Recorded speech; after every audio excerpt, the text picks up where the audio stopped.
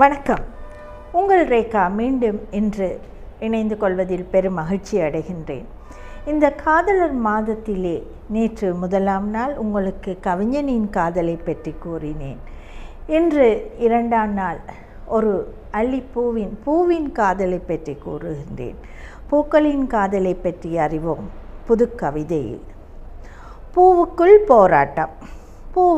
போராட்டம். மன்னவன் வரவை எதிர்நோக்கியே ஏந்திலையால் ஏங்கித் தவித்திருந்தாள்.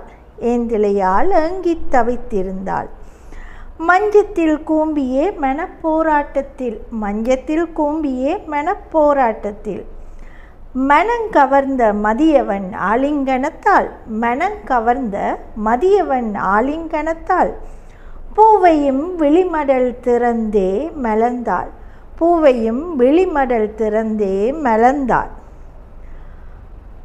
ஆயிரம் அணங்குகள் மலர்வு கண்டே அல்லிப்பூவுக்குள் ஆயிரம் போராட்டம்.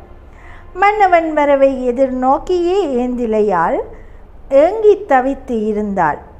மஞ்சத்தில் கூம்பியே மனப்போராட்டத்தில் மனங்கவர்ந்த மதியவன் ஆலிங்கனத்தால் பூவையும் விழிமடல் திறந்தே மலர்ந்தாள். ஆயிரம் அணங்குகள் மலர்வு கண்டே அல்லிப்பூவுக்குள் ஆயிரம் போராட்டம். என்ன நேயர்களே, இந்த புது கவிதை உங்களுக்கு பிடித்திருக்கும் என்று எண்ணுகின்றேன். அல்லிப்பூ தனக்காகத்தான் அதாவது சந்திரன் வருகின்றான் என்று எண்ணி தன்னுடைய மன்னவனான சந்திரனை வரவேற்பதற்காக அவள் அந்த ஒளி தன்னுள் பட்டதுமே அவன் மலர்கின்றாள். அவள் மலர்ந்த பிறகுதான் அக்கம் பக்கத்தில் பார்க்கும் பொழுது 1000 மல்லிகள் மலர்ந்திருக்கின்றன.